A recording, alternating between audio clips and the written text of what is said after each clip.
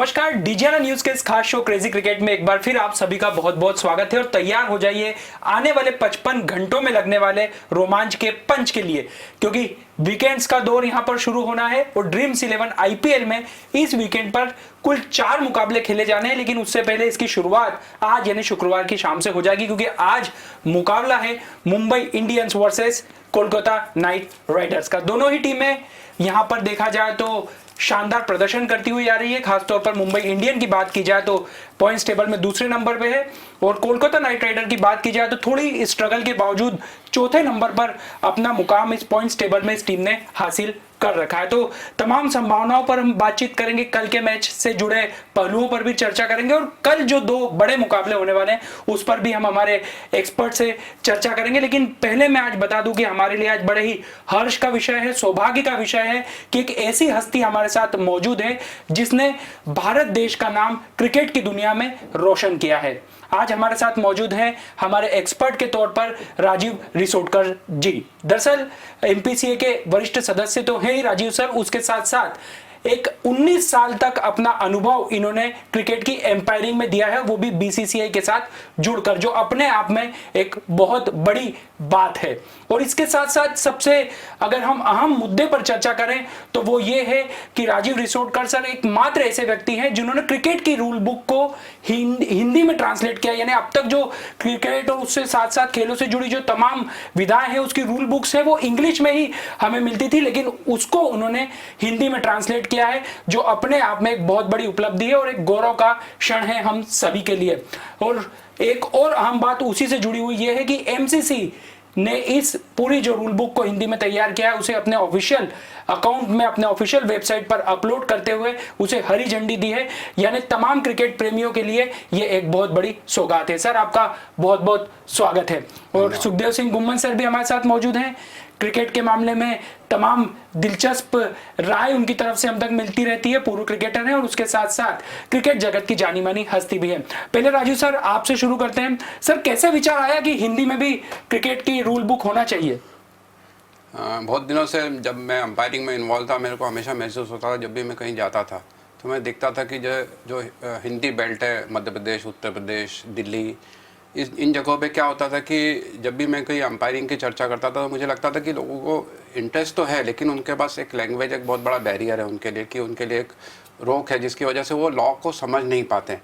और लेकिन अंपायरिंग अच्छी करते हैं क्योंकि दिल्ली वगैरह में, यूपी में क्रिकेट थोड़ा टफ होता है, वहाँ पे टफ क्रिकेट होता है, पंजाब में, मध्य प्रदेश में। लेकिन चूँकि उनके पास इंग्लिश का नॉलेज नहीं होता है तो वो समझ नहीं पाते लॉ को। चूँकि लॉ समझ नहीं पाते, इस वजह से ये होता है कि उनको कठिनाइयाँ आती है। तो मैंने बहुत दिनों से जब मैं पढ़ाता था अंपायर्स को, जब मैं हिंदी मीडियम में पढ़ाता था तो उन्हें बहुत अच्छा लगता था और मेरे को लगता था कि उनकी तरफ से जो मेरे को रिस्पांस मिल रहा है वो बहुत अच्छा मिल रहा है। तब से मेरा एक दिमाग में था कि हिंदी में करूँ और लॉकडाउन में मुझे एक समय मिला महीने भर का, तो उसमें उस दौरान मैंने उसको उस ट्रांसलेशन को पूरी तरह से किया और फिर एमसीसी से बात की और उन्होंने एक्सेप्ट किया।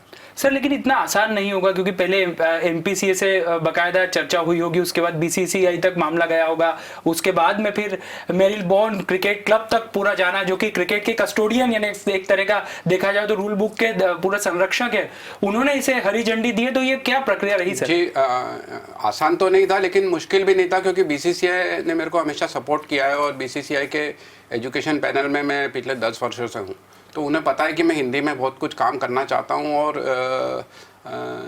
जो है उसके लिए मैं प्रयत्न कर रहा हूँ। तो जैसे ही मैंने हिंदी में पूरा किया तो मैंने बीसीसीआई में उनके अधिकारियों से कांटेक्ट किया, हमारे जो जनरल मैनेजर क्रिकेट ऑपरेशंस देखते हैं उनसे बात की, तो उन्होंने जो है वो मुझे कहा कि बहुत अच्छी बात है। तो उन्होंने फिर एमसीसी से बात की और एमसीसी ने उसको बीसीसीआई से ये कहा कि आप अगर उसको अप्रूव करते हैं तो हम लोग भी अप्रूव करेंगे। तो उसके बाद में केवीपी राव जी ने, जो बीसीसीआई में क्रिकेट अंपायर्स का देखते हैं, स्कोरर्स का, तो उन्होंने भी काफ़ी अच्छा मुझे सपोर्ट किया और उसके बाद में एमसीसी में एक्सेप्ट होने में ज़्यादा समय नहीं लगा, 15 दिन में हो गया। सर, आप क्या कहेंगे सर, क्योंकि क्रिकेट भारत में एक तरह से धर्म माना जाता है और मातृभाषा हमारी है जिसे वैश्विक स्तर पर क्रिकेट के माध्यम से सर ने पहुंचाने में अपनी महत्वपूर्ण भूमिका अदा की है। कितनी बड़ी उपलब्धि है ये हम सभी के लिए, इंदौर के लिए, देश के लिए, प्रदेश के लिए। नहीं, हम सब के लिए गौरव की बात है। क्रिकेट देखा जाए तो ये स्टार्ट इंग्लैंड से हुआ था। इंग्लैंड क्योंकि इंग्लिश बोलते हैं वो लोग, उन्होंने रूल नियम जो बनाए वो इंग्लिश में बनाए, और जहाँ जहाँ इंग्लिश महारानी, इंग्लैंड की महारानी क्वीन जो थी, ये लोग गए, इन्होंने अपनी कॉलोनीज बनाई, वहाँ क्रिकेट चालू हुआ, क्रिकेट खेलते रहे ये लोग। और ऐसे ही करते जब वो भारत में आए तो क्रिकेट का खेल भारत में भी आया। और मैं राजीव के साथ बहुत सहमत हूँ कि हम सब हिंदी स्पीकिंग, या हमारे यहाँ बहुत सारी रीजनल लैंग्वेजेज हैं, हम उनमें बात करते हैं। पंजाब में पंजाबी है, हरियाणा में हरियाणवी है, आप JNK में जाएंगे तो वहाँ पे उनकी अपनी रीजनल लैंग्वेज है। तो हम सब लोग अपनी रीजनल लैंग्वेजेस में बात करते हैं, और somehow majority of us are not convenient in conversating with English. तो जब हमें इंग्लिश में रूल्स पढ़ने होते हैं, हमारी अंग्रेज़ी अच्छी नहीं हो, तो अगर हमें हमारी मातृभाषा हिंदी में वो मिले तो इससे और बढ़िया बात कोई नहीं हो सकती। आपने बहुत अच्छा काम किया है। बच्चे जो भी आगे आ रहे हैं, क्रिकेट खेल रहे हैं, कम से कम उनको रूल बुक पता होनी चाहिए। जो लोग इंग्लिश जानते हैं, पब्लिक स्कूलों से पढ़कर आए हैं, उनके लिए ईजी है इंग्लिश को रीड करना, उन नॉर्म्स को पढ़ना, उन रूल्स को पढ़ना। पर जो हिंदी स्पीकिंग बेल्ट में बच्चे हैं, उनकी जो इंटीरियर से आते हैं, उनके पास इंग्लिश पढ़ने की और बोलने की उतनी क्षमताएं नहीं हैं, तो वो उन अपने गेम को जान सकें, उनके रूल जान सकें, ये बहुत बड़ी उपलब्धि है हम सबके लिए। सर बहुत बड़ी उपलब्धि, और डीजियाना ग्रुप की तरफ से भी हम आपको अनेक शुभकामनाएं प्रेषित करते हैं और पूरी उम्मीद करते हैं कि आपकी इसी तरह की शिक्षा जो है आने वाले क्रिकेट खिलाड़ियों को मिलती रहे। और यहाँ पर हम शुरू करते हैं अब ड्रीम्स 11 IPL से जुड़े मैचेस के बारे में चर्चा का दौर। सर कल की बात करते हैं, कल जिस तरीके से पंजाब ने जीत दर्ज की, सर नर्वस 90s वाला तो हमने सुना है, ये नर्वस विक्ट्रीज वाला दौर क्यों है आखिर पंजाब के साथ? जब भी हम देखते हैं जीत की करीब आते हैं और एकदम पूरी टीम नर्वस दिखाई देती है। हाँ, कभी कभी ऐसा होता है ना कि टीम जो है वो जीतना भूल जाती है। तो अभी पंजाब के साथ वैसा ही हो रहा है कि वो लोग जीतना भूल चुके हैं। 3 बॉल में 1 रन चाहिए, नहीं बना पाए। इस बार 6 बॉल में 2 रन चाहिए थे, नहीं बहुत मुश्किल से बने, ऐसा लग रहा था हार ही जाएंगे। तो ये जब जीतने की, आप देखिए राहुल जो है वो इतना क्रिकेट खेले हुए, लेकिन उनके चेहरे पर नर्वसनेस स्पष्ट दिख रही थी कि उनकी क्या हालत हो रही है। तो वो जीत कैसे पाए, उनके इतने डेस्परेट थे। तो ये ऐसा होता है जब टीम को जीत नहीं मिलती या बहुत जीत के पास आके हार जाते हैं बार बार, तब फिर ऐसा हो जाता है। और ये जीत उनके लिए इतनी इंपॉर्टेंट है, मेरे ख्याल से उसके बाद अभी जो अगला क्रिकेट होगा उनका बिल्कुल टोटली अलग होगा। सर सहमत है आप? और खासतौर पर क्रिस गेल के आने के बाद हमने देखा कि अच्छी पारी भी उन्होंने खेली और जिताऊ पारी उन्होंने खेली। बिल्कुल बिल्कुल। क्रिस गेल अपने आप में बहुत बड़े प्लेयर हैं। हम सब लोग उनका इंतज़ार कर रहे थे कि वो आएंगे। बहुत बड़ा नाम है उनका 2020 में क्रिकेट में, और कल वो आए, उन्होंने आके अपने अनुरूप के हिसाब से खेला, 50 रन किए। और जहाँ तक राजीव जी लास्ट ओवर की बात कर रहे थे, तो मुझे ऐसा लगता है कि कल कहीं ना कहीं विराट ने एज ए कैप्टन कुछ मिस किया है। अगर वो देखेंगे कि उनकी बैटिंग में लास्ट ओवर में मोहम्मद शमी, जो कि एक स्टार बॉलर है, इंटरनेशनल क्रिकेट खेल रहे हैं, इंडियन टीम में हैं, उनको 24 रन अगर इसरू उदाना और क्रिस मॉरिस मार सकते हैं, तो आपको लास्ट के ओवरों में 4-5 ओवर जो आपने मीडियम फास्ट बॉलर से कराए, सिराज से कराया, तो आपके पास में जो medium fast bowling Chris Morris को छोड़ दें तो उस लेवल की, हाँ इसरू उदाना ठीक हैं, बट यहाँ पे शारजा के विकेट के ऊपर मीडियम फास्ट बॉलर को इतना हेल्प नहीं मिलता है, फिर भी आपने उनको होल्ड करके रखा। लास्ट के ओवर में हम युजवेंद्र चहल की ऑलवेज बात करते हैं, वो स्टार परफॉर्मर है, बेस्ट बॉलर हैं आज की डेट में, राइट आर्म लेग स्पिनर हैं। उन्होंने प्रूव कर दिया कि 2020 में लास्ट ओवर में जब वो लोग बैटिंग कर रहे थे उन्होंने 24 रन बनाए, और यहाँ सिर्फ 2 रन चाहिए थे और 5 गेंदें निकल जाना, और लास्ट बॉल के ऊपर। मैं तो बोलूँगा ये स्ट्रोक ऑफ लक था किंग्स 11 पंजाब के लिए कि निकोलस पूरन आगे निकले और फुल टॉस बना के उन्होंने छक्का मार दिया। नहीं तो मुझे लग रहा था कल या तो हम सुपर ओवर में जाएंगे और एक टाई मैच कल हमको बिल्कुल दिख रहा था। 2 रन, एक स्पिनर बॉलिंग कर रहा है, और KL राहुल, जैसे राजीव जी ने कहा, आप ओपनिंग करने आए हैं, 20वें ओवर में आप बैटिंग कर रहे हैं, और आपको वहां खड़े होके आराम से सिर्फ 2 रन चाहिए 6 बॉलों के ऊपर। और सर शुरुआत में हमने IPL में देखा यही गलती मयंक अग्रवाल ने की थी, वो मैच भी पंजाब को हार का सामना करना पड़ा था, पूरा बना बनाया मैच था, लेकिन छोड़ दिया। नहीं, देखिए क्या होता है जब आप पे प्रेशर होता है कि आपको इतने रन बनाने हैं और आपकी टीम अच्छा नहीं कर रही है, आप हारते चले आ रहे हैं, पॉइंट टैली में आप सबसे नीचे हैं, तो कहीं ना कहीं कॉन्फिडेंस जो है उसमें आप लैक करते हैं। और वही एक रीज़न था कि एक इजी 1 या 2 बॉल में जो रन बनने चाहिए तो छठी बॉल के ऊपर जाकर रन बनते हैं, सब लोग नर्वस हैं। और जो आप, और सबसे बड़ी बात है दोनों बल्लेबाज 50 रन बनाकर क्रीज पे हैं। ये भी नहीं कि नए बल्लेबाज आए हुए हैं, उनको सेट होने में टाइम लग रहा है, उनको मालूम नहीं है विकेट कैसा खेल रहा है, हमको क्या करना है, कैसा करना है। अब एक ओपनर खेल रहा है, एक बादशाह कहना चाहिए 2020 का, वो आपके साथ में 53 रन बनाकर खेल रहा है, तो भी आप 2 रन के लिए इतना स्ट्रगल कर रहे हैं। तो ये तो कहीं ना कहीं as a temperament of players matter करता है कि आपने एक कप्तान भी हैं आप जबकि, और हाईएस्ट रन गेटर हैं आईपीएल में, फिर आपका ऐसी हालत होती है। तो मेरे ख्याल से कुछ ना कुछ केएल राहुल को उसके ऊपर सोचना पड़े। लेकिन ठीक है सर, थोड़ी ये वाली जो दिलचस्प क्रिकेट के पहलू रहते हैं इस पे हमको भी चर्चा का मौका मिल जाता, और अगर आखिरी ओवर में 2 रन जल्दी बन जाते तो हम भी जल्दी टीवी बंद कर देते, लेकिन आखिरी बॉल तक हमें टीवी पर बने रहना पड़ा। क्रिकेट का यही रोमांच है जो उसको अनप्रेडिक्टेबल बनाता है। कल हमने प्री मैच शो में भी कहा था कि पेपरों में देखें तो पंजाब 11 जो है वो भारी दिख रही है आरसीबी के कंपैरिजन में, और जबकि आरसीबी 2 मैच पहले यहाँ खेल चुकी है और जीत चुकी है। उनको उस ग्राउंड का ज़्यादा पता था, ज़्यादा बेहतर वो उसकी सिचुएशन को समझ रहे थे, कंडीशन को समझ रहे थे, किस तरह से खेलना चाहिए, कैसा खेलना चाहिए। बट कहीं ना कहीं कल मोहम्मद शमी ने 4 ओवर किए, 45 रन दिए, थोड़े एक्सपेंसिव रहे, पर दोनों की विकेट उन्होंने निकाले। डिविलियर्स को उन्होंने आउट किया, उसके बाद में कप्तान को आउट किया, कोहली को, वो दोनों विकेट आउट हो जाना और उसके बाद में उनसे रन ना बनना, वहां से उन्होंने पंजाब को मैच में वापस लेकर आए। और कल एक और स्ट्रेटेजी मुझे मेरी समझ से पड़ी थी विराट कोहली की कि डिविलियर आपके स्टार बैट्समैन है, पिछले मैच में 33 बॉलों पे 73 रन बनाकर आए हैं, आपको पहले मौका मिला उनको खिलाने का, आप यंगस्टर्स को बुला रहे हैं, आपने शिवम दुबे को बुलाया, आपने वाशिंगटन सुंदर को पहले बताया, आपने वो सारे जो आपका अच्छा बैट्समैन आकर एस्टेब्लिश हो सकता था, बैटिंग कर सकता था, उसको ना खिलाते हुए आपने यंगस्टर को चांस दिए। यहाँ तो आप इतने कंप्लेसेंट थे कि हमारे बच्चे इनसे उससे ज्यादा बेटर खेल जाएंगे, हम अच्छे रन बना लेंगे, हम तो आराम से जीत रहे हैं ये वाला मैच। एज ए कप्तान आप एक स्टार प्लेयर है आपका, वो ऐसा अनकन्वेंशनल मारा है पिछली बार उसने, जहां बॉल आपके बैट पे नहीं आ रही, वो लंबे लंबे छक्के मार रहा था, 33 बॉलों पे 73 रन करके आया, आप उसको पीछे होल्ड कर रहे हैं और आपने यंगस्टर्स को खिलाने आ रहे हैं। मुझे लगता है कहीं ना कहीं कल चूक हो गए।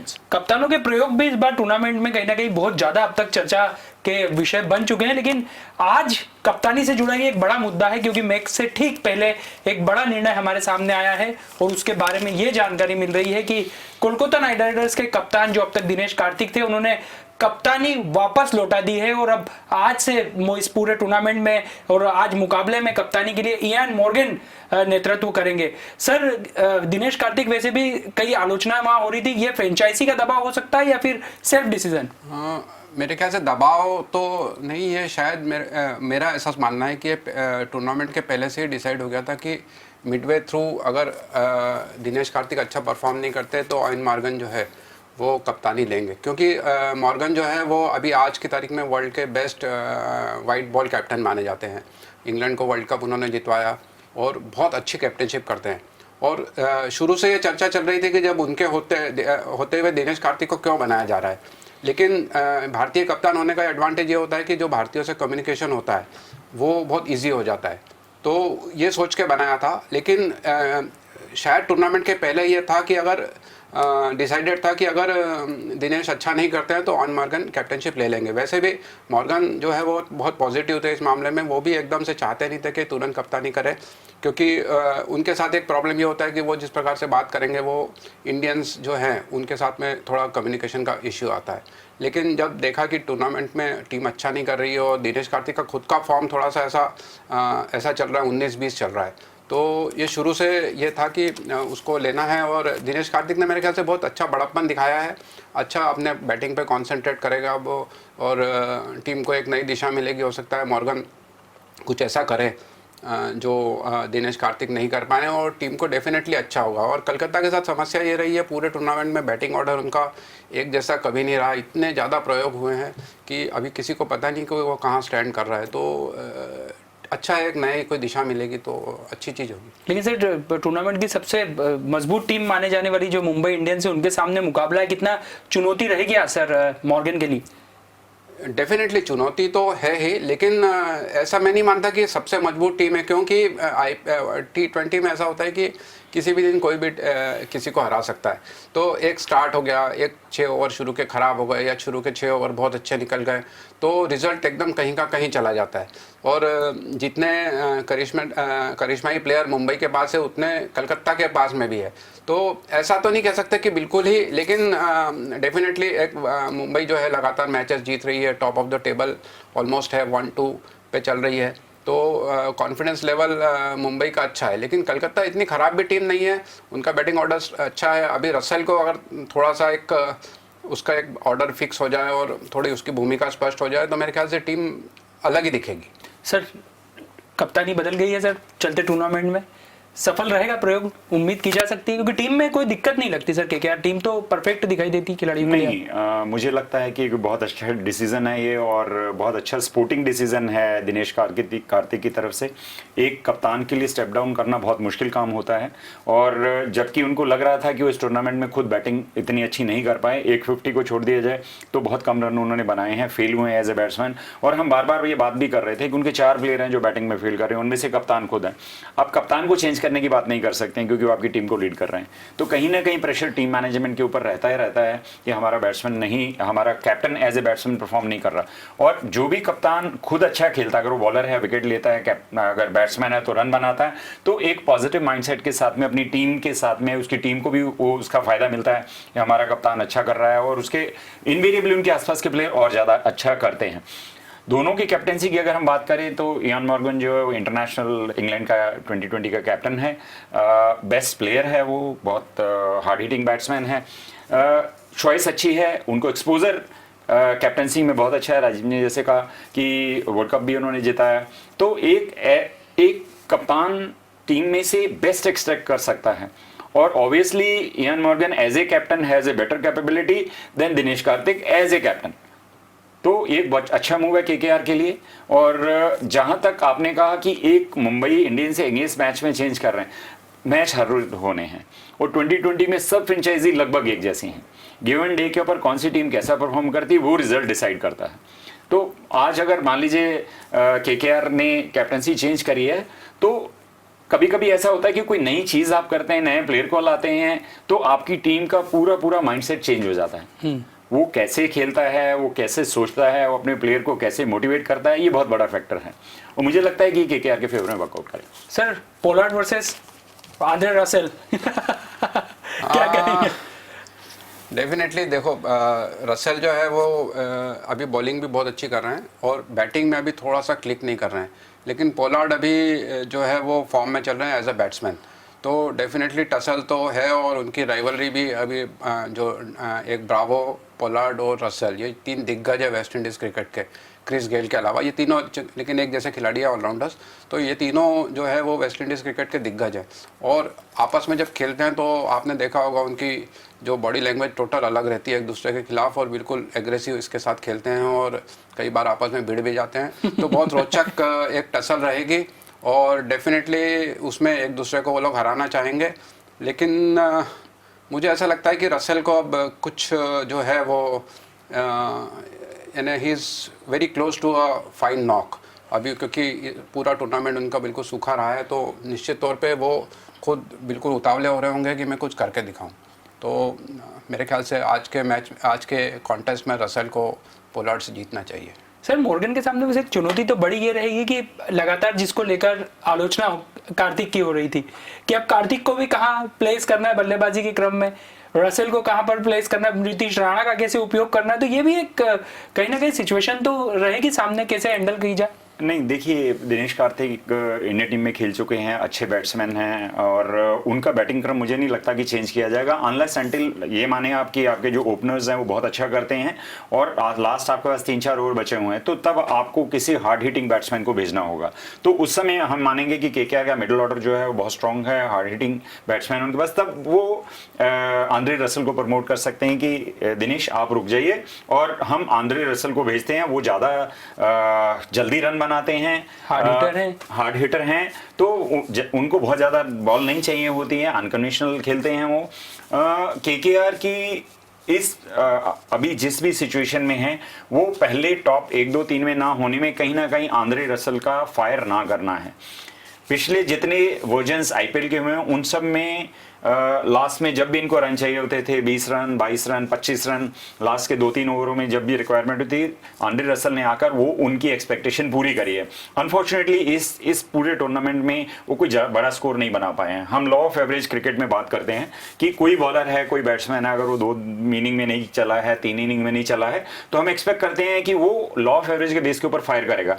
और केकेआर के मिडिल ऑर्डर में जितने अच्छे बैट्समैन हैं इंक्लूडिंग दिनेश कार्तिक, मुझे लगता है कि आज उनको फायर उनमें से किसी को करना चाहिए और अगर वो फायर करते हैं तो Mumbai Indians will have a tough time. Sir opening की बात अगर की जाए तो इधर रोहित शर्मा और क्विंटन डिकॉक और इधर राहुल त्रिपाठी और शुभमन गिल, 2 यंगस्टर और इधर 2 अनुभवी बल्लेबाज, कैसा कॉम्बिनेशन मानते हैं सर टीम के लिहाज से? डेफिनेटली क्विंटन डिकॉक और रोहित शर्मा का तो कोई मैच ही नहीं है मेरे ख्याल से कि पूरे टूर्नामेंट का बेस्ट ओपनिंग पेयर होगा मयंक और केएल राहुल के अलावा। लेकिन कलकत्ता के साथ समस्या ये है कि आज कौन ओपन करेगा किसी को नहीं पता ये सर ये मेरा ये एक इशू है सर। सबसे बड़ी समस्या राहुल त्रिपाठी ने इतनी अच्छी पारी खेली उसके बाद में उन्हें वापस 7 नंबर पे भेजा गया। तो अभी कलकत्ता का डिसीजन उन्हें लेना चाहिए कि कौन है और एक टाइम देना चाहिए। जब जैसे शुभमन गिल के साथ समस्या ये बहुत अच्छे बल्लेबाज है और भारत के एक फ्यूचर स्टार हैं, लेकिन अभी T20 के हिसाब से वो तैयार नहीं हुए हैं। वो तो राहुल त्रिपाठी जब आते हैं तो राहुल त्रिपाठी जो है वो T20 के लिहाज से बहुत अच्छे खिलाड़ी है। तो वो उसको जो उन्होंने पिछले मैच में जो इसके पिछले मैच में जो पार्टनरशिप हुई थी वो कलकत्ता के लिए मैच विनिंग पार्टनरशिप थी, लेकिन उसके बाद राहुल त्रिपाठी को क्यों हटाया गया? अब दूसरा सुनील नारायण का है। सुनील नारायण का न होना एक बहुत बड़ा झटका है। अगर आज उसको खिलाते हैं तो वो रेस्ट्रिक्टेड रहेंगे क्योंकि उनका बॉलिंग एक्शन में शायद उनको ये बताया जाएगा ये पर्टिकुलर बॉल नहीं डालना है, तो वो एक रेस्ट्रिक्टेड रहेंगे। और सुनील नारायण भी अभी एज ए ओपनर क्योंकि उन्हें पकड़ लिया है सारे बॉलर्स ने कि ये लेंथ पे वो नहीं मार पाते हैं। तो अब कलकत्ता को ये डिसीजन लेना होगा कि एक सेट बैटिंग ऑर्डर के साथ में एटलीस्ट 1 2 3 और 4 ये तय रहे, मॉर्गन 4 पे आए, उसके बाद में रसेल और दिनेश कार्तिक और बाकी सब फ्लोटर्स के रूप में जैसी सिचुएशन है उसके हिसाब से रहे, लेकिन एटलीस्ट टॉप 4 तो उनके डिसाइडेड होना चाहिए। अब आप देखिए कि मुंबई ने अभी तक पूरे टूर्नामेंट में केवल एक चेंज किया है, सौरभ तिवारी की जगह ईशान किशन को खिलाया। बाकी केवल 12 खिलाड़ियों के साथ उन्होंने 8 मैच निकाल दिए। और कलकत्ता ने देखिए शायद अभी तक असमंजस बरकरार है, शायद 20 खिलाड़ी उन्होंने यूज़ किए हैं, तो इसमें बहुत मुश्किल हो जाती है।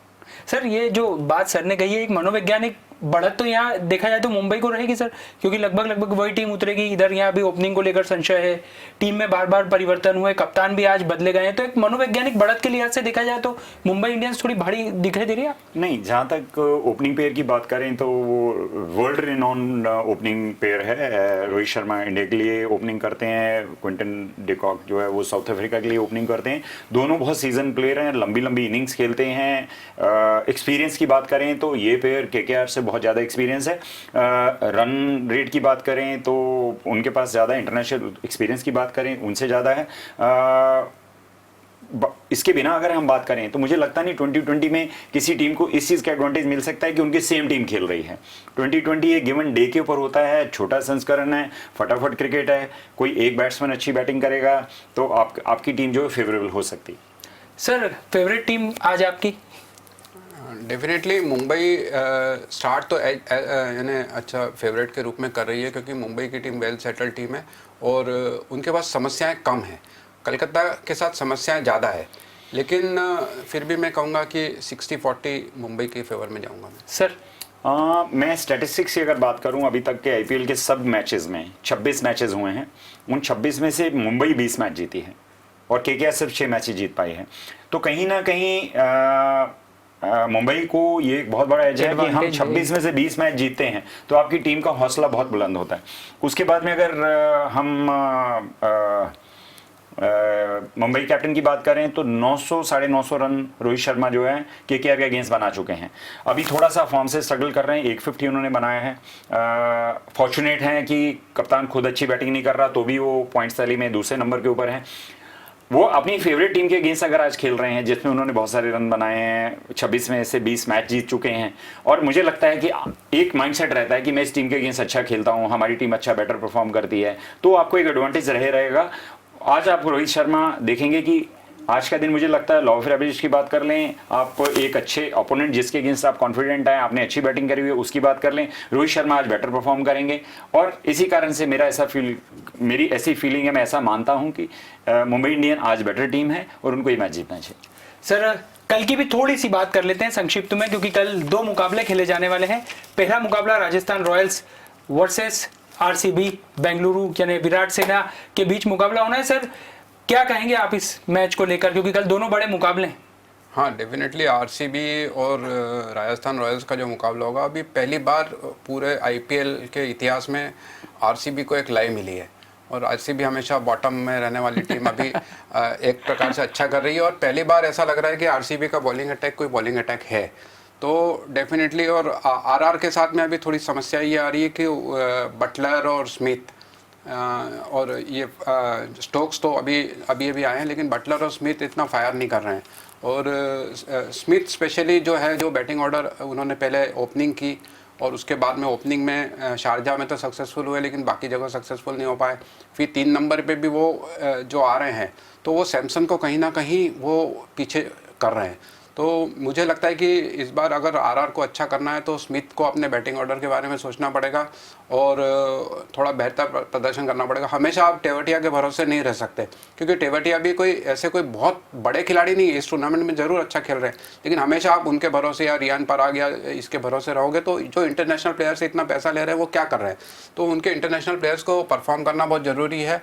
और आरसीबी निश्चित तौर पे कल के मैच में फेवरेट के तौर पे आएगी, क्योंकि उनकी टीम एक अच्छी लग रही है और डेफिनेटली आरसीबी को कल जीतना चाहिए। सर आरसीबी को जीतना चाहिए, लेकिन राजस्थान रॉयल्स को भी अपने परिणाम ठीक करने के लिए कुछ ना कुछ नहीं, बिल्कुल। देखिए, पिछला मैच लगभग हारते हारते वो लोग जीते हैं। राजस्थान रॉयल्स अच्छे मोमेंटम के साथ इस मैच में आएंगे और पहले चारों बैट्समैन उनके फॉर्म में हैं, बेन स्टोक्स से आने से उनको फायदा मिला है। बट कहीं ना कहीं मुझे ऐसा लगता है कि मिडिल ऑर्डर उनका थोड़ा फ्रेजाइल है। आज की डेट में उनको मिडिल ऑर्डर देखने की जरूरत है। और अगर वहीं हम आरसीबी की बात करेंगे तो आरसीबी में भी पहले तीनों चारों बैट्समैन बहुत अच्छे हैं। और बॉलिंग की बात करें तो कहीं ना कहीं सिराज या आप देखेंगे तो कहीं ना कहीं एक बॉलर उनका फायर नहीं कर पा रहा है। तो अगर वो बॉलिंग को थोड़ा प्रॉपर कर पाते हैं, डेफिनेटली एक अच्छा मोमेंटम है। पिछले 3 मैचों में से 2 जीते हैं, कल का मैच अनफॉर्चुनेटली वो लोग हार गए हैं। दोनों टीमों की बात करेंगे तो कल की डेट में मुझे दोनों टीम अच्छी लग रही है। डे मैच है, दिन में मैच खेला जाएगा। किसी टीम को एडवांटेज नहीं है टॉस जीतने का कि हम पहले जीत जाएंगे तो बैटिंग कर लेंगे या बॉलिंग कर लेंगे। डे गेम में आपको कोई एडवांटेज रहता नहीं, दोनों टीम को बराबर बराबर मौका रहता है। जो टीम गिवन डे पे अच्छा खेलती है वो जीतेगी।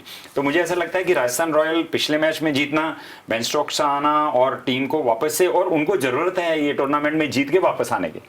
तो एक टीम जिसको जरूरत होती है वो ज्यादा लगकर खेलती है, ज्यादा दिमाग लगाती है कि नहीं मेरे को जीतना है। स्टीवन स्मिथ बार बार फेल हो रहे हैं, उनको प्रूव करना है। संजू सैमसन नहीं अच्छा कर पा रहे हैं, उनको करना है। तो मुझे लगता है कहीं ना कहीं कल राजस्थान रॉयल का पलड़ा थोड़ा सा आरसीबी कंपैरिजन में भारी रहना चाहिए। भारी रहना चाहिए। और सर सबसे भारी मैच तो कल शाम वाला है, जो शनिवार को शानदार करने वाला है, क्योंकि दिल्ली कैपिटल्स का मुकाबला है चेन्नई सुपर किंग्स से। यानी यंग जो खून है, जो जोश है, वो भिड़ेगा क्रिकेट के अनुभवी खिलाड़ियों के साथ। सर संक्षिप्त में इस बड़े मुकाबले के लिए डेफिनेटली दिल्ली बहुत अच्छा कर रही है और चेन्नई बिल्कुल अच्छा नहीं कर पा रही है। और चेन्नई के साथ समस्या यह है कि एज जो है वो खिलाड़ियों के एवरेज एज 35 है, जो डैड्स आर्मी जिसको कहा जा रहा था। तो लेकिन दिल्ली के पास मोमेंटम है। श्रेयस अय्यर अगर अनफिट हुए तो थोड़ा सा मुकाबला बराबरी का हो जाएगा। अदरवाइज मुझे लगता है कि दिल्ली को ये मैच आराम से जीतना चाहिए। सर आप तो सीएसके मैं राजीव सर के साथ में हूं कि डीसी जो है, डीसी अभी इंजरी हिट टीम है। 4 अच्छे प्लेयर आज की डेट में इंजर्ड हैं। ईशांत शर्मा इंटरनेशनल बॉलर हैं, बाहर हैं। Amit Mishra best leg spinner हैं, वो बाहर हैं। ऋषभ पंत इंजर्ड हैं। कप्तान श्रेयस अय्यर इंजर्ड हैं। तो कप्तान का इंजर्ड होना और ऋषभ पंत का, उसके कारण से उनके 2 बैटिंग में हेरफेर करना इंटरनेशनल हेटमायर को बाहर किया है, क्योंकि इंटरनेशनल प्लेयर आप 4 ही खिला सकते हैं, उसी जगह कैरी को खिला रहे हैं क्योंकि वो कीपर हैं। तो कहीं ना कहीं आपकी बैटिंग जो है वहाँ पे स्ट्रगल कर रही है। उसको करने से ऋषभ पंत वापस आते हैं तो उनकी बैटिंग लाइन फिर से वापस वैसी हो जाएगी कि आपको हेटमायर बीच में आ जाएंगे। मिडिल ऑर्डर में जो एक अच्छी इनिंग खेली है, 1-2 उन्होंने बढ़िया प्लेयर हैं वो। तो दूसरी तरफ अगर हम देखें तो सीएसके के लिए करो या मरो के बिना कुछ भी नहीं है। उनको ये मैच जीतना ही है क्योंकि वो अभी लैग कर रहे हैं, पीछे हैं। इंजरी अब कल देखते हैं कि उसमें ऋषभ पंत और श्रेयस अय्यर वापस आते हैं कि नहीं आते। अगर नहीं आते हैं तो मुझे लगता है कि सीएसके कल इस मैच में भारी है। अगर फुल स्ट्रेंथ के ऊपर हम बात करें तो डीसी अच्छा खेल रही है, बॉलिंग यूनिट बहुत अच्छी है। पिछले मैच में उन्होंने दिखाया कि कैसे फास्ट बॉलिंग की आर्ट कैसे उनके पास में है। हाँ, और देशपांडे ने आकर बहुत अच्छी बॉलिंग करी। दोनों स्पिनर अश्विन और अक्षर पटेल दोनों बहुत अच्छी बॉलिंग कर रहे हैं, इकोनॉमिकल हैं, एज ए यूनिट बहुत अच्छा खेल रहे हैं। बट अगर ये इंजरीज में 2 प्लेयर 3 प्लेयर जो अभी आज की डेट में उनके बाहर बैठे हुए हैं वो कल नहीं खेल पाते हैं तो डेफिनेटली सीएसके को बहुत बड़ा एडवांटेज मिलेगा। सर, राजू सर, बहुत बहुत शुक्रिया, आपने अपने कीमती वक्त निकालकर इस शो में उपस्थिति दर्ज करवाई। सर, सुखदेव सर, आपका भी बहुत बहुत धन्यवाद तमाम जानकारियां शेयर करने के लिए। तो अब मुकाबला शुरू होने वाला है और देखना खास होगा कि जिस तरीके से मुंबई इंडियंस विजय रथ पर सवार होकर इस टूर्नामेंट में आगे बढ़ रही है वो क्या आज केकेआर का किला भी ढहा देगी। और दूसरी तरफ देखने वाली बात यह भी होगी कि केकेआर ने जीत के लिए आज कप्तान को ही बदल दिया, तो कितना पॉजिटिव चेंज ये टीम आज लेकर आती है वो भी इस मुकाबले के माध्यम से हमारे सामने होगा। तो कुल मिलाकर शानदार मुकाबला है, देखना तो बनता ही है। और उसके साथ साथ कल हम 2:30 बजे मिलेंगे क्योंकि कल 2 मुकाबले हैं, दोनों ही बड़े मैच हैं। एक शानदार दोपहर हमारा इंतजार कर रही है और उसके साथ साथ एक रोमांचक शाम, हम सभी जिसके साक्षी बनेंगे। तो कल मिलते हैं, लेकिन याद रखिएगा कल ये कार्यक्रम 2:30 बजे होगा। तो कल तक के लिए इजाजत दीजिए, नमस्कार।